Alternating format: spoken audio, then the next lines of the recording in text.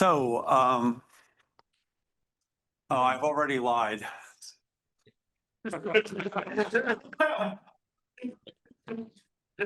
All right, I'm going to be talking about some puzzles that came up as I was trying to finish a long review that I'm writing with Vivek Saxena on topological field theory and differential cohomology. And it's supposed to be understandable to everybody and graduate students and pedagogical and all that. And then I was trying to explain some extremely well-known things that everybody takes for granted, and I realized I didn't understand them. And then I asked some experts, and I realized they didn't understand. So that's what and I'm going to be talking about puzzles. I'll sort of propose a resolution, but I won't, not totally satisfied with the right resolution. So let's begin with projectivity. So Dan has a slogan, which will be important to this talk. Dan's slogan is a quantum theory is projective and quantization is linear.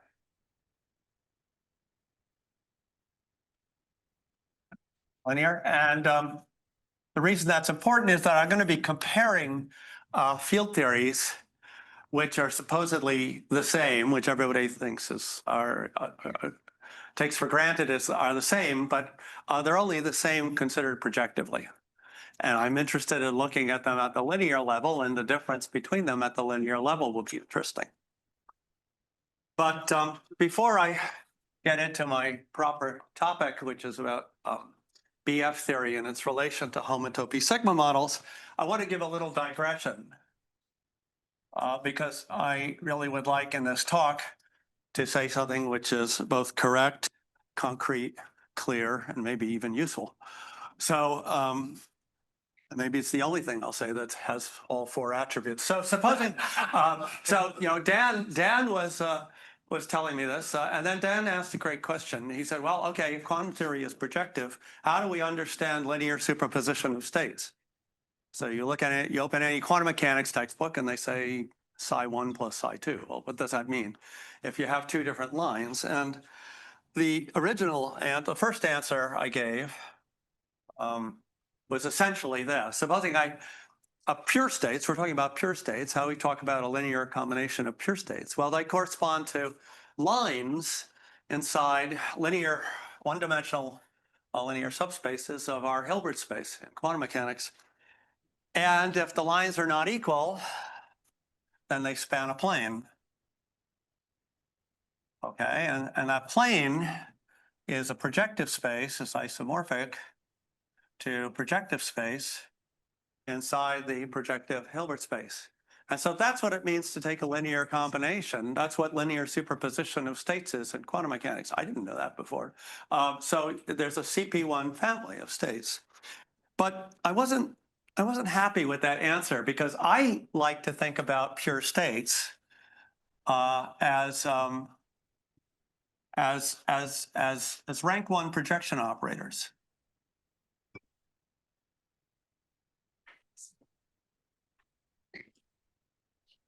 Say P1 and P2. Again, not equal. So how in the world do I take two rank one projection operators and make another rank or CP1 family of rank one projection operators? Well, this is how. You look at a subspace of the bounded operators of Hilbert space, which is the set of operators Q, such that P1Q equals Q, and QP2 equals P2. And it's trivial. You think about that for a moment, you realize that this is a one-dimensional subspace. So what we should do is we should choose a Q from this one-dimensional subspace and then form a projection operator that looks like this, alpha P1. So our linear superposition is going to be alpha P1 plus Q dagger plus delta P2. And then you ask yourself, when is this a positive rank 1 projection operator? And the answer is that alpha and delta have to look like this, where alpha plus minus is 1/2, 1 minus twice the real part of t. I'll define t in a second. Plus or minus the square root of 1 minus twice the real part of t squared minus 4x. Okay.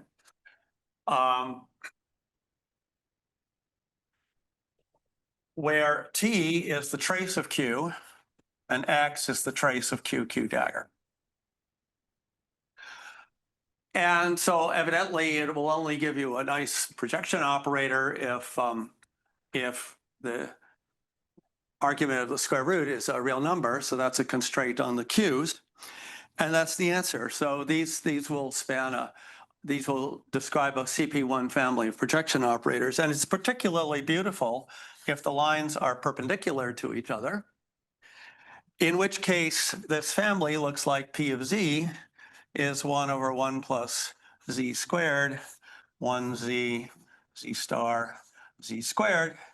Well, we've heard a lot about C star algebras and C star K theory at this conference. And so that's this is, of course, just the Bott family. This gives you the Bott projector. So interestingly enough, I didn't know this, but linear superposition of states turns out to be the Bott family of projection operators. Okay, that's the end of my digression. Okay, so the rest of this talk has nothing to do with that. All right, so let's review a topic. I'll review it very briefly because we've heard it a lot about it at this conference, which is what I'll call homotopy sigma models. They're also called finite homotopy theories. We can debate what the name should be. But in this review, after thinking about it a little bit, it seems to me that homotopy sigma model is a good name. So the data is a pi finite space, X, a symmetric monoidal n category, C, and in principle, a Dijk-Graf-Witten cocycle. So n cocycle on X with values at C star. But for what I'm going to do, we're going to put the Dijk-Graf-Witten cocycle to 1. And so we've heard many times that this defines a topological field theory, which I'll call sigma n, which is a monoidal functor from the Bordism category, unoriented Bordism category to C. And actually in this talk, I'm going to specialize even more. X is going to be KAP, and A is going to be a cyclic group of order K. Okay, so the value of this field theory, so we could also write KAP as BPA. The value of this field theory on a closed n-dimensional manifold, you work out this homotopy cardinality, and it turns out to be alternating product of the orders of these cohomology groups. And I think it's P minus J here. And let's see, this is the edge of the world. So I think I can fit in here the value of the vector space associated to an n-1 dimensional closed manifold. The spatial manifold is just functions from the Pth cohomology into complex valued functions.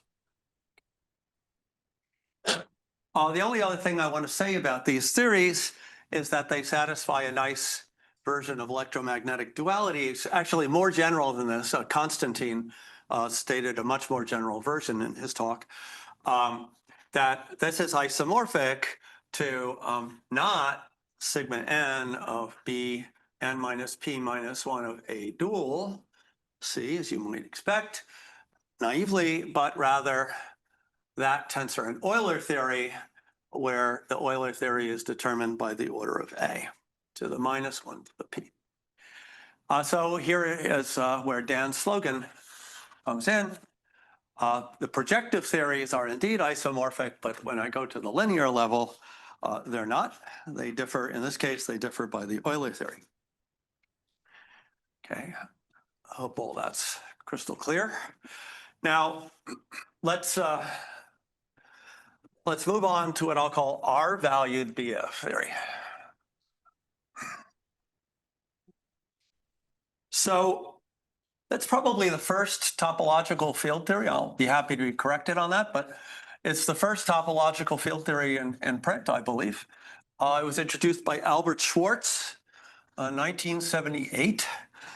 And it's a theory which I'll call TNPBF, which will go from oriented Bourdisms. And really, it's only been discussed, as far as I know, at the top two levels to Vecht. So this is a Lagrangian field theory. So the fields are going to be A sub P, which is a P form, and B sub n minus P minus 1, which is n minus P minus 1 form. And the action for the Lagrangian theory is just the exponential of I B n minus P minus 1 DAP. So DAP is, you might write as FP plus 1, and that's why it's called BF theory. And there's no coupling constant here because these are all differential forms. So I'm going to write this as DAP. Okay, so this theory clearly has a gauge invariance because I could shift A sub P by A sub P plus any closed P form, and similarly for B. And now, but in the literature, don't ask me why, but in the literature, they restrict the gauge invariance to the exact forms. So let's follow the literature and do that. Ultimately, we're not interested so much in the R-valued theory, but in the U1 valued theory. So don't get too upset about this. So if you take the exact forms as your gauge invariance, well, you can work out the Hilbert space on an the Hilbert space on an n-1 dimensional manifold, and you'll just get the Pth cohomology of that n-1 manifold valued in the real numbers. And that was a point that was made by Gary Horowitz. He probably doesn't even know about Schwartz. So he wrote a paper early in the 80s pointing out that, here's a topological field theory, and we can solve it exactly, and so on. And that, so there is this gauge invariance, and if there's a gauge invariance, that implies that we should use should introduce ghosts and BRS. So from this gauge invariance, we should introduce some ghost field like that. And if you follow the BRS procedure, then you're going to have some what's called an anti-field times d star of Cp minus 1 in your action. But then this is going to have a further gauge invariance because I could shift this by a coexact form. And so you're going to have an explosion of ghosts and ghosts for ghosts and so on. And so that leads to the first scientific question of this talk, which is, do you believe in ghosts? And my impression, yes, Theo. Tell me that was the total Hilbert space, or is that the one particle Hilbert space? I can't hear you, sorry. Was that the one particle Hilbert space or the full? That's the full Hilbert space. That's the full Hilbert space, according to Horowitz. If you take this as the gauge invariance, this is really not an important point for the talk. So if you don't like that, we can talk about it later. But this will not be important for what I said. But this is important. Do you believe in ghosts? So my impression from reading a lot of the literature on generalized symmetries is, and in fact, one expert gave me quite explicitly the answer, no. But I believe in ghosts, okay? I'm afraid of them. I'm definitely afraid of them, but I do believe in ghosts. Now, yeah. Question. Yeah. So, if we consider Wilson loop, a closed Wilson loop, that's only invariant under the second gauge transformation, but not the first. Isn't that the usual reason why we what's the second one not equation? One Wilson loop to be given. Yeah, okay, that's a good reason. Yeah, yeah. So yeah, Gary didn't actually look at Wilson loops. You're right. So if you follow the standard BRS procedure, you're going to get some explosion of ghosts. It's going exponentially with the dimension. There's a better procedure, BV, for Badalin-Vilkovisky, which I know very, very little about. So I have to thank Andrei Losev and Alberto Cataneo for important help on BV here. And actually, Ezra taught me something about BV a long time ago. So that would be a whole lecture in itself. But the upshot is that when you quantize, you have to replace this A sub P by, I'll call it curly A, which is bigraded. So this has a form degree. This is a P form on the manifold.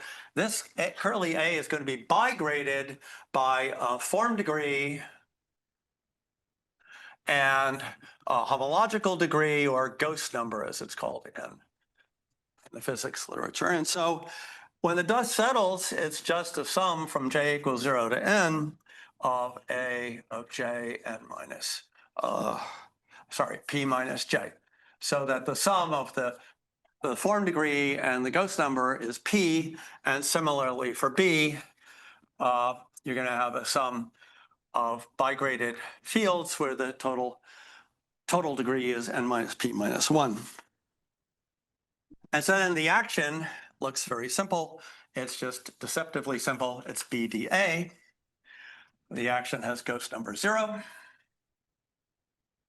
And then we can write down the partition function of this theory. And in BV, we have to integrate. So e to the is becomes a half density on your BV space, and you have to integrate over a Lagrangian. And the choice of the Lagrangian is where a metric enters. So a metric is going to have to enter here, a Riemannian metric on the manifold enters here. And so then you do some one-loop determinants, and you get this result of Schwartz. See, this is a quadratic theory, so we have no excuse for not solving it completely, and Schwartz did it. So the one-loop determinants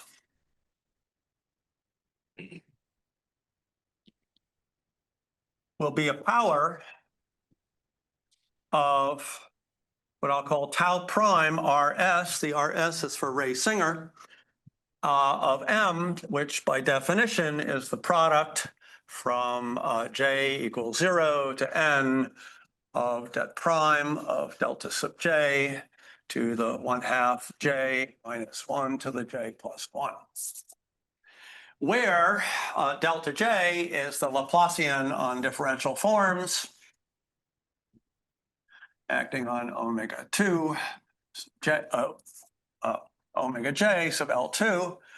And the prime means I'm acting on the space which is orthogonal to the harmonic form.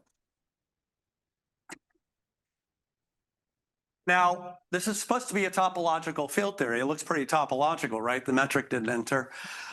You might worry that the metric entered when we introduced the Lagrangian subspace. But the sad fact is that tau prime RS of M is not metric independent. And you can see that in the very, very simplest example. So take a circle with a metric, which is r squared d theta squared. And then you'll calculate rather easily that this is equal to 2 pi r, because the Riemann zeta function at 0 is not 0. So I should have said that these are defined as defined in Ray and Singer by zeta function regularization. And what's the problem? This theory is topological. The problem is that we ignored the ghost zero modes.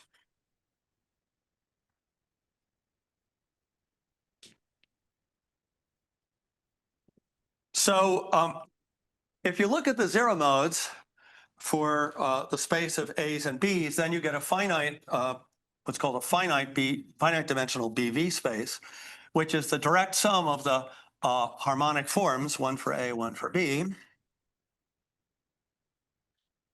And thanks to a paper of Cataneo, how do I pronounce this? Minev?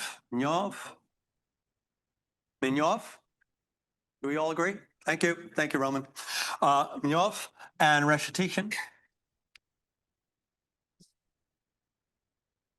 We can replace the Beryozinian on the Lagrangian here just by saying that our partition function T BF of NP is going to be valued in a line bundle, in a line, and it will be L to the minus 1 to the P, where L is the product, the tensor product of determinant lines on Hj to the minus 1 to the j power. And that's Hj with R coefficients, j equals 0 to n. So a really key point here is that when we write the partition function, we do not integrate over ghost zero modes.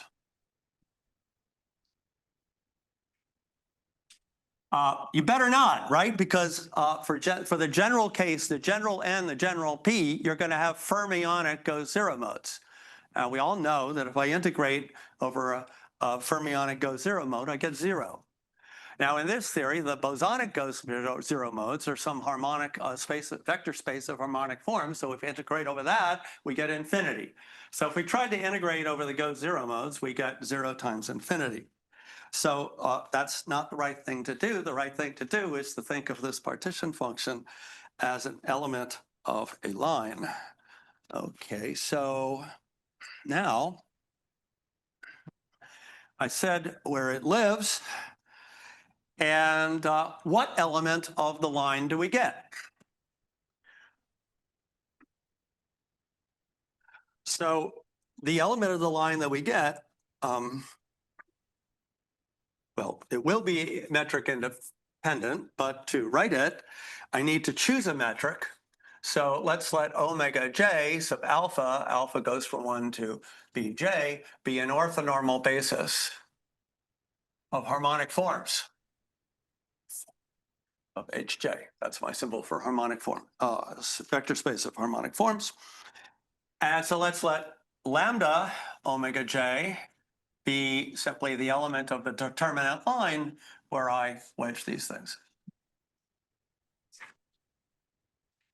And that's independent of orthonormal basis up to sign. I'll come to the sign in a moment.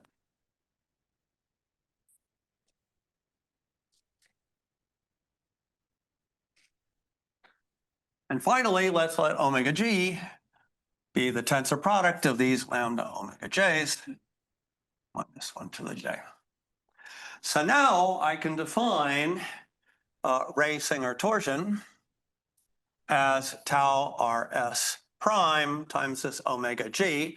And the assertion of Ray and Singer is that this is metric independent. So let's just check in our super simple example here, where we have the circle. Let's do a quick little calculation. So the integral of 1 star 1 is 2 pi r.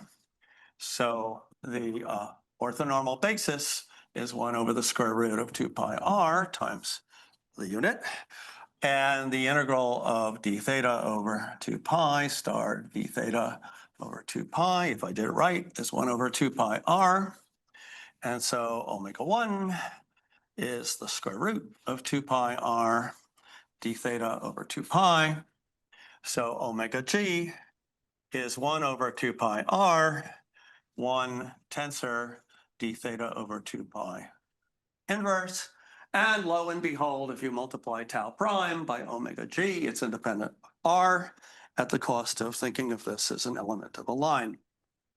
So one last point. So I said this was independent of orthonormal basis up to sign. And so this tau RS lives in L up to sign, mod plus or minus 1. And Dan taught me a very nice thing, which is to just the observation that if you have a vector defined up to sign in a line, that's the same thing as the norm on a line. All right, because if you have a norm on a line, then what are the vectors of norm 1? Well, it's a vector up to a sign. So, okay, so the place where racing or torsion lives is in the norms on this determinant line. Let me remind you, the determinant line is the tensor product of the determinants of Hj minus 1 to the j here. And the assertion of Albert Schwartz is that the BF theory partition function is tau Rs m to the minus 1 to the p power. That's first example of topological field theory, I believe. Okay, now let's go to U1 valued BF theory. That was R valued BF theory. So let's go to the U1 case, which, as far as I know,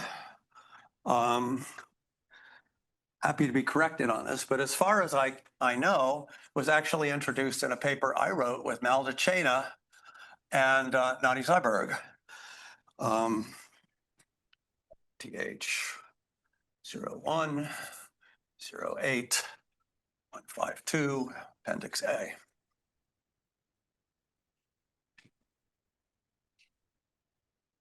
And so the fields, this is again a Lagrangian field theory. It's very close to BF theory, but the fields now. Question? How does the fact that this partition function, although I didn't know the axioms of topological field theory, Yeah, sorry. How does it fit into? the axioms of topological field? Oh, it's a great question. So that's part of my puzzles. Yeah. So I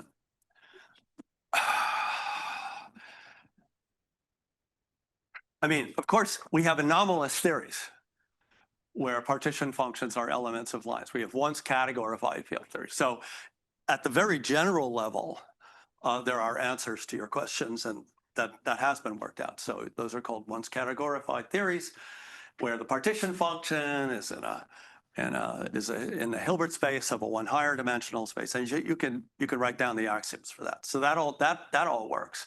But in this particular case, you're getting at something that's going to be causing trouble soon. Okay, so the fields are going to be what I'll call H at P, but now it's a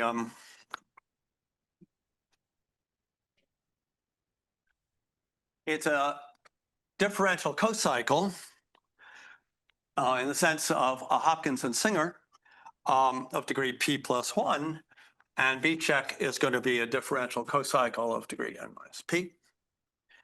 And the action is just going to be the exponential of 2 pi I k times the canonical pairing, where I multiply and integrate in differential cohomology. Now, if my fields are topologically trivial, then I can represent them as differential forms, mod gauge equivalents, and then this pairing just becomes the BF pairing we saw before. But the point is that now, because we're working in differential cohomology, the field strength, the F, if you like, and the BF can have non-zero periods. They are integrally quantized, and therefore the level here, K, is meaningful. I can't just scale it in because the periods of both B and A are quantized. So that defines a theory, which I'll call T check BF of NP level K. And these jokers, MMS, said, well, this is a P-form ZK gauge theory. Now, the reasoning was that we exhibited it as the low energy topological field theory of a theory of massive P forms that was Higgsed. And our Higgs field gauged the U1 symmetry, the U1 gauge symmetry, down to an unbroken ZK gauge symmetry. So based on that, that's what we said.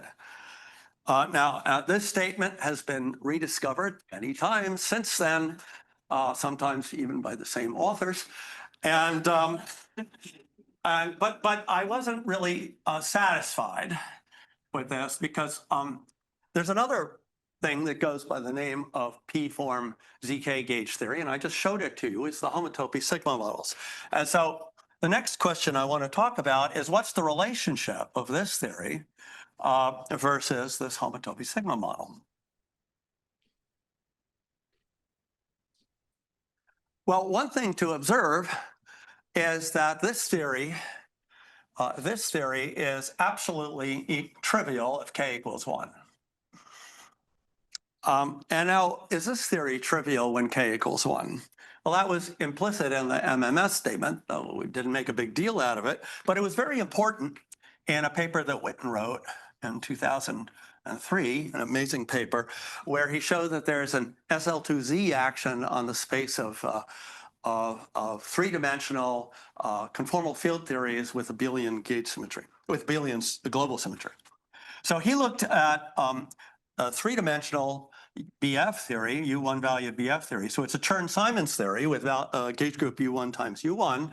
So in general, you could consider this action. And he argued that very beautifully in a section of his paper that if k equals 1, then the Hilbert space is one-dimensional, and the gluing laws all suggest that it's a trivial theory. And that was very important to his story. It was also the starting point for my work with Dima Bilov on classification of abelian Chern-Simons theories in terms of quadratic groups, finite groups with quadratic functions. So that's a statement we'd like to believe, but we need to understand it better. Okay, so let's compare these two theories. So we have sigma n, BPZK, and well, first thing you ought to do is look at the domain and codomain, right? So the domain and codomain I wrote before, and we can assume that the nth looping of C is the complex numbers, and the n-1 looping of C is the category of finite dimensional vector spaces. What about this guy? NPK, BF. Well, I said it's from the oriented Fordism.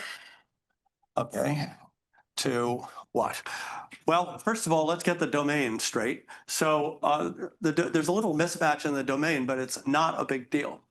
As Albert Schwartz already pointed out in his first paper, you can twist the B and the A fields by a flat vector bundle. And particularly, you can twist them by the orientation line bundle. So if you do that, you can make this O, or if you prefer, you can restrict the domain here to SO.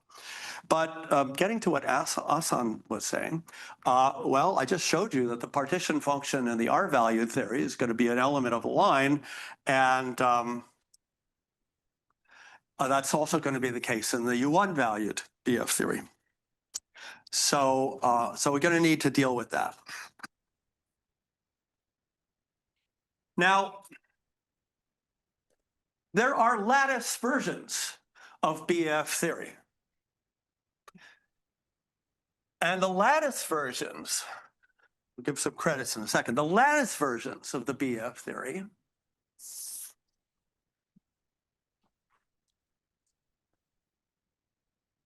seem to correspond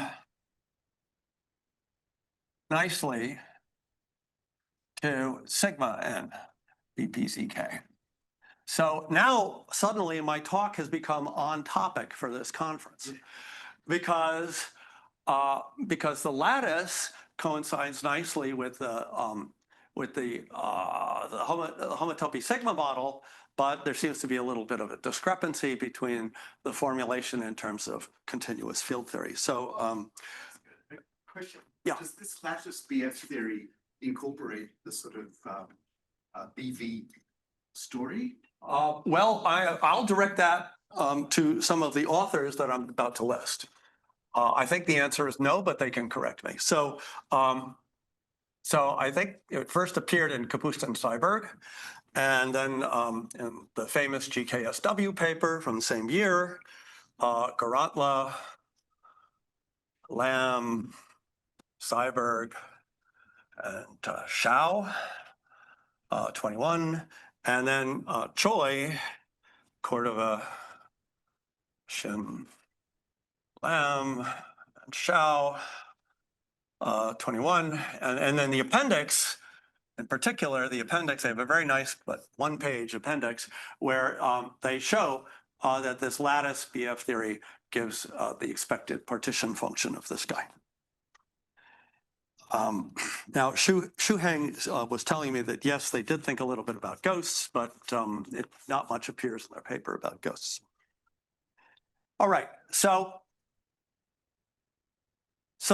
let's compare these theories very briefly. How am I doing for time? This is not. Ooh. Stopping. 10 after. Okay, I got time. Okay, let's start with the state space. That's going to work out nicely. So now I'm analyzing the U1 valued BF theory. Okay, well, this is a phase space action. This is a phase space action. And we know from Chern-Simons that we should, there are two different ways to quantize this. You can either quantize the theory on this big space and then impose gauge invariance, or you can impose gauge invariance and then quantize. For the state space, I will do the latter. So what is the phase space? The phase space is the space of gauge invariant solutions. This phase space in general is a space of gauge equivalence classes of solutions of the equations of motion. So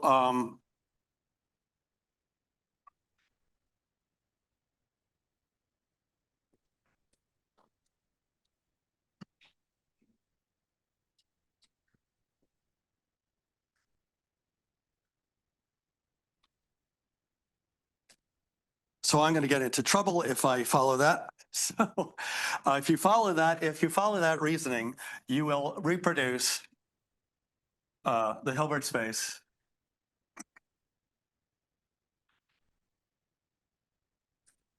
precisely. Why was I hesitating? Because there's an intermediate step where you say, okay, let's take the phase space to be, I'll say it anyway. So you take the phase space to be the space of flat fields. The flat fields in differential cohomology is this. Not exactly the space of solutions to equations of motion, but it is a phase space of flat fields with that symplectic form. And if you do it this way, then you might realize that there's a little bit of a puzzle here, which I can resolve. This puzzle is that this is non-trivial, has a non-trivial pi naught. Space face is disconnected. The components are labeled by the torsion subgroups of Hn minus P with Z coefficients times the torsion subgroup of HP plus 1 with Z coefficients. And that could lead to problems comparing to the Hilbert space of the finite homotopy theory. But what comes to the rescue here is that these flat fields have an automorphism group. So the automorphism group, so there's a non-trivial automorphism group in differential cohomology, plus 1, which pairs non-trivially, and then that acts non-trivially on the pre-quantum line bundle, and that implies that the wave function is supported on the trivial component. And then there's a standard argument, probably everybody in this room knows, where you have Wilson and 't Hooft operators that form a Heisenberg group, and the state space should be a representation, irreducible representation of that Heisenberg group. And this is one of the Stone-von Neumann representations of that Heisenberg group. So the state space works just fine. That's the conclusion of that. But let's now look at the partition function. Really great. Yeah. It's only the underlying space. Iceberg. I agree with that, yeah. I erased Dan's slogan, so he just needed to remind himself about it.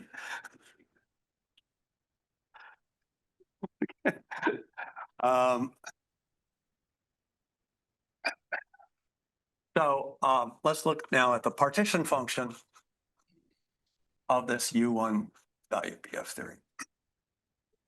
Well, again, it's a quadratic theory. So it's going to be, so this is where my puzzles really start. So it's going to be a product of one loop determinants, which are going to be very nearly the same as those in the R-valued theory, but I'm going to argue slightly different, times a sum over the classical solutions of 1, because the action on a classical solution is 1. Now here, this is actually extremely tricky, and I don't fully understand it myself. The classical solutions, okay, the naive classical solutions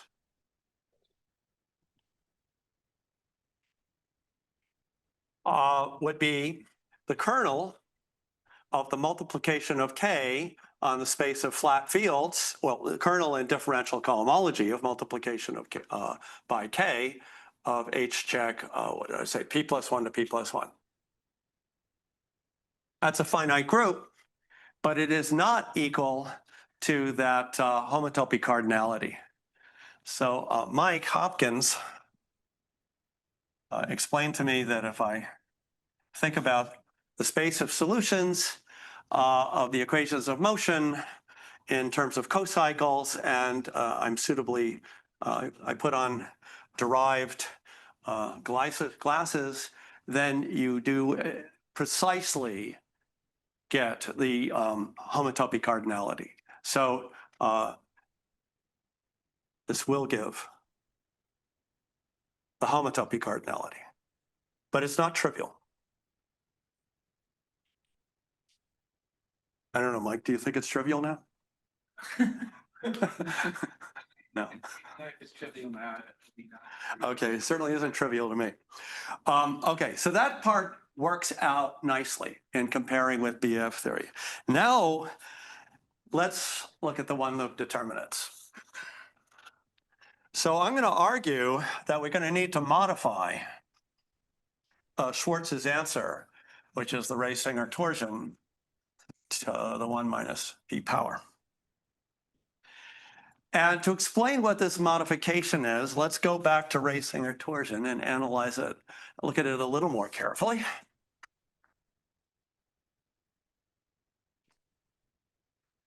So, as I said, Raysinger torsion is alternating product of determinants times omega g, which is in the norm of this line L.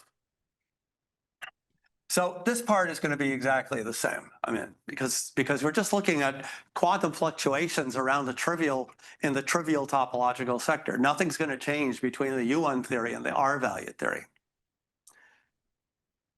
Now I want to analyze this a little more closely. So let's introduce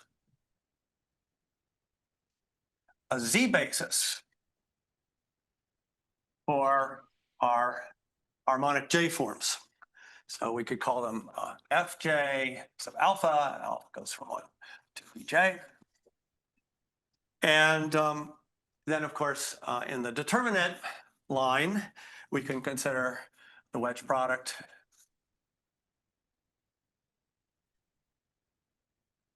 Okay. And now it's an easy and short calculation to show that this was from the orthonormal basis of the harmonic forms. This is equal to plus or minus lambda Fj divided by the volume of a torus.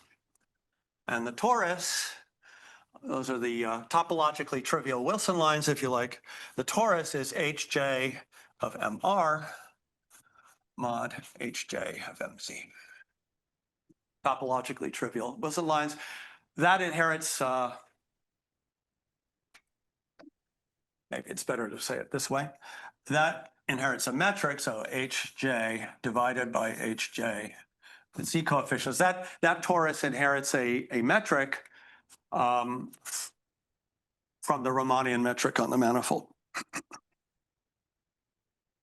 Okay, so if you use that, then tau Rs is tau Rs prime times the product from j equals 0 to n of the volume of Wj to the -1 to the j plus 1. The extra 1 is because that comes in the denominator, times omega z instead of omega g. And the omega z is just the tensor product of these lambda fj's to the -1 to the j, and that's in our line L. Here comes the crux of the problem, or the crux of the main issue here. Should we use the volume of this torus, Wj? Is that the question is, where do the ghost zero modes live?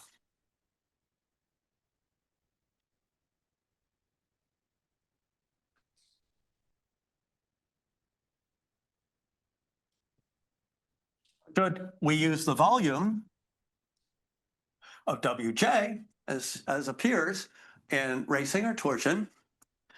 Or should we use the volume of Hj of M with R mod Z coefficients? So what's the difference? Well, the difference is that this is the volume of Wj times, I'll call it Tj plus 1, where Tj plus 1 is the order of the torsion group of degree k with Z coefficients. Now I'm going to argue that this gives better answers when we look at electromagnetic duality for P-form electrodynamics. So if you'll grant me that, then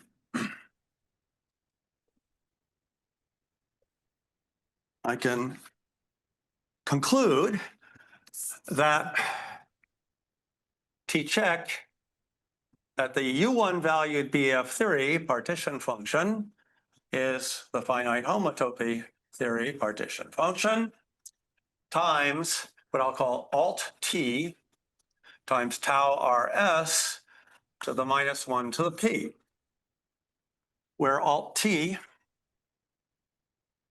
is the product from j equals 0 to n of these orders of torsion groups to the -1 to the j power.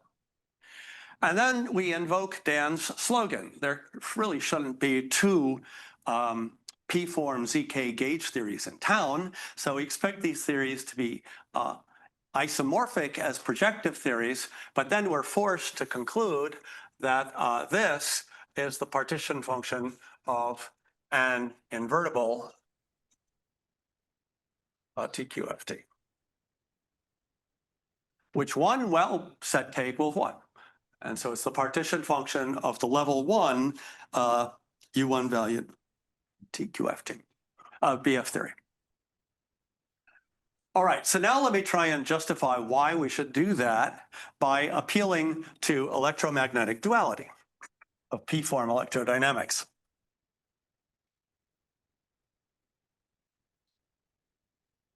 So, all right, so let's go back to our BF theory first, just a brief moment. So we have Bn minus P minus 1 DAP, and now let's deform it by introducing a coupling constant, n minus P minus 1 star Bn minus P minus 1. Okay, so I've broken half the gauge invariance. There was gauge invariance here for the A's and the B's. Now I've broken half my gauge invariance by adding this term. But the good thing about this term is I can integrate out B, and what I get is an action that looks like minus lambda f b plus 1 star f b plus 1. So I'm calling that theory electrodynamics, P-form electrodynamics. Now, we can then promote that to the differential cohomology. So we can insist that A check is still in Z check B plus 1. And so that defines, that's a Lagrangian theory, and that defines what I'll call P-form Maxwell theory. And I'll put a check there because the fields are in differential cocycles. Okay, so this is no longer a topological field theory, of course, so this should be in some heavy quotation marks, some kind of functor from this to this. But as we learned from Kontsevich and Siegel, the quotation marks are very heavy indeed. So the objects here are not n-1 manifolds, but germs of n-1 manifolds. So there isn't, an object doesn't have an identity functor.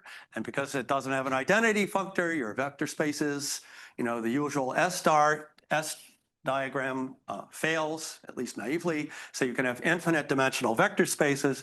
And in fact, what they say is we should have nuclear Frechet spaces. So there's all of that to deal with, but it won't be important, mercifully, for what I'm going to say next. So let's now look at naive electromagnetic duality.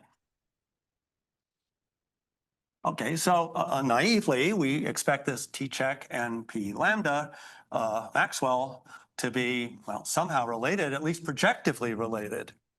Let's put it that way.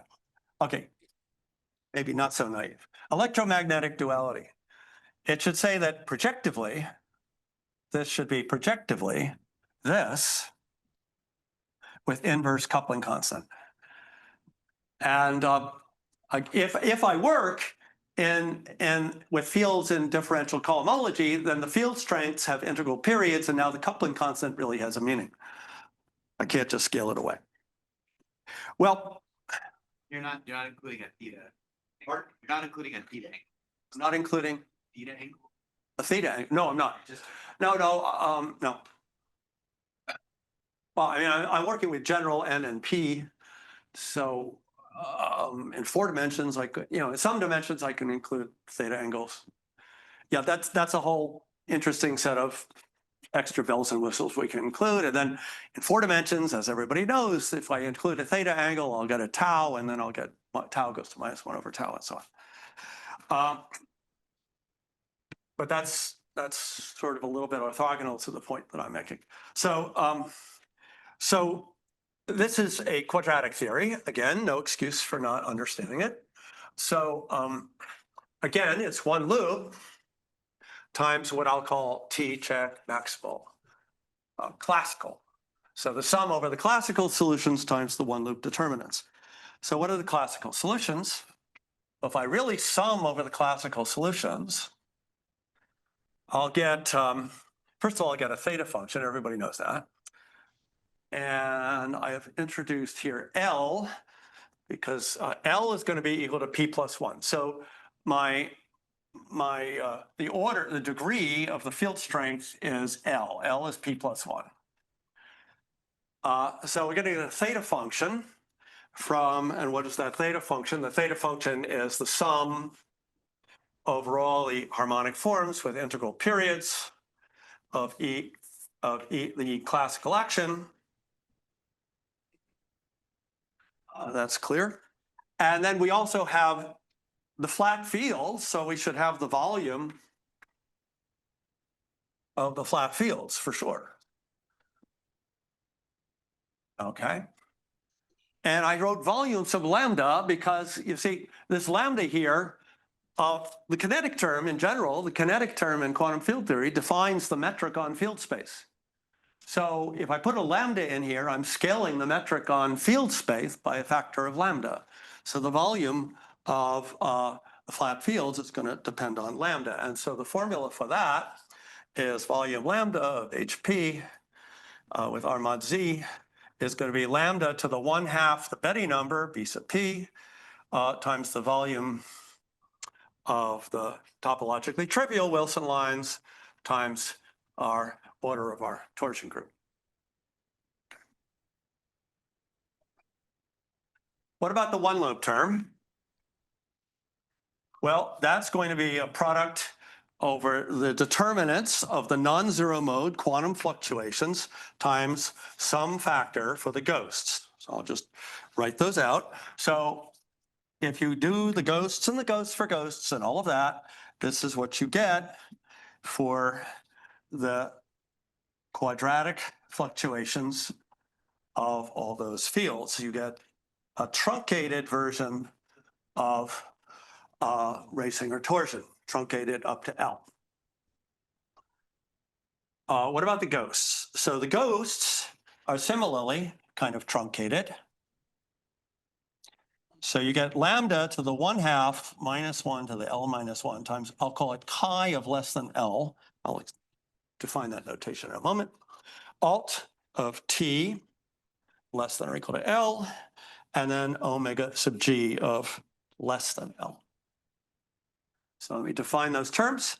So you could probably guess what they are. So chi less than L is B0 minus B1 plus or minus 1 to the L minus 1 BL minus 1.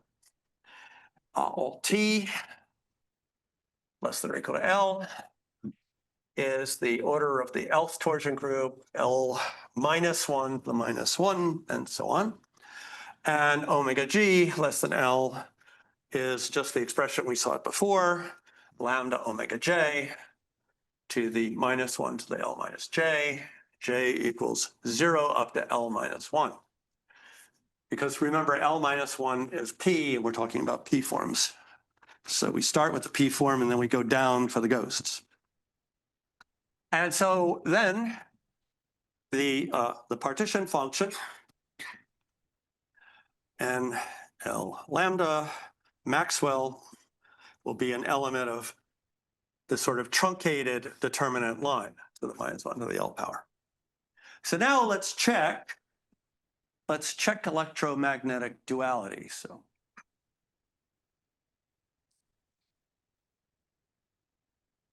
check electromagnetic duality. So now it's a little confusing, right? Because we're sort of, if we try and remove the P here, then we're comparing things in different lines. So it's a little bit like comparing apples and oranges. So I'm going to compare apples and oranges by introducing integrally quantized apples and integrally quantized oranges. So you'll see what I mean in a second here. So if you just go ahead blindly, take the ratio.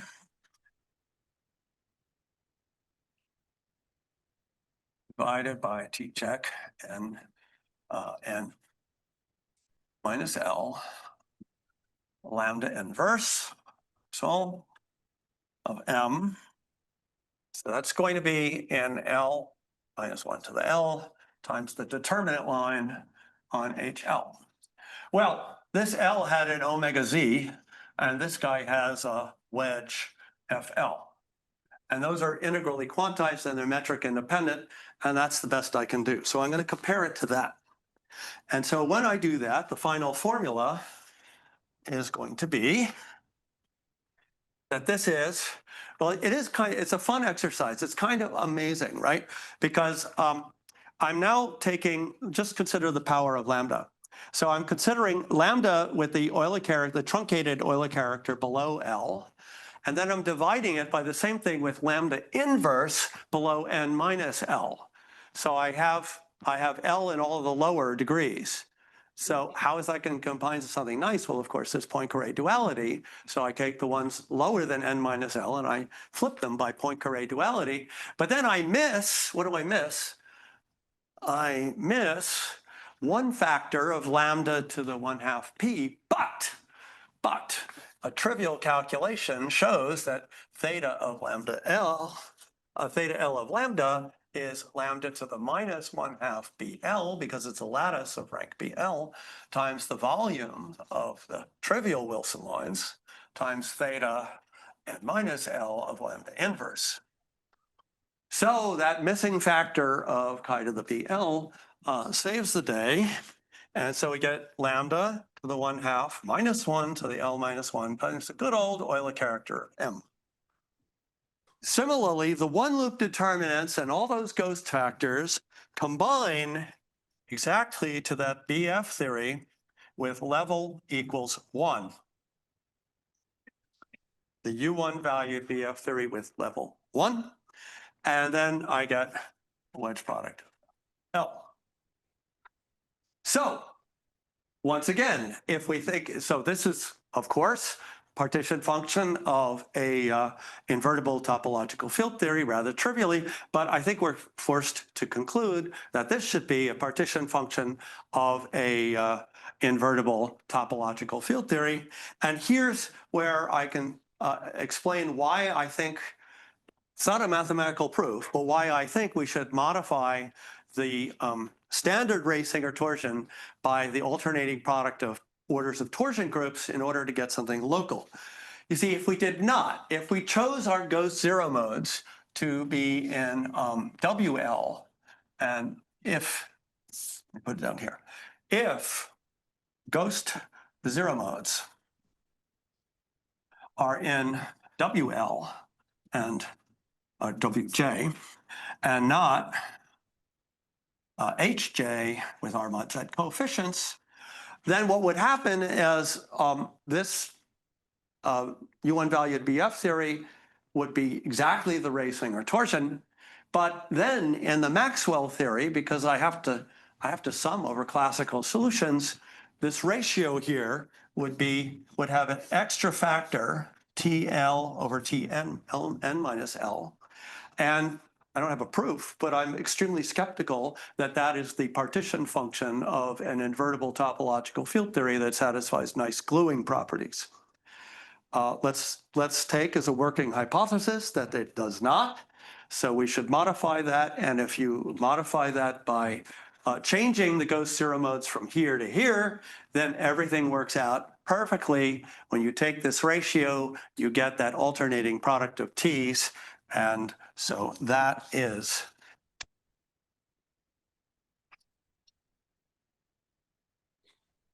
the end of the story.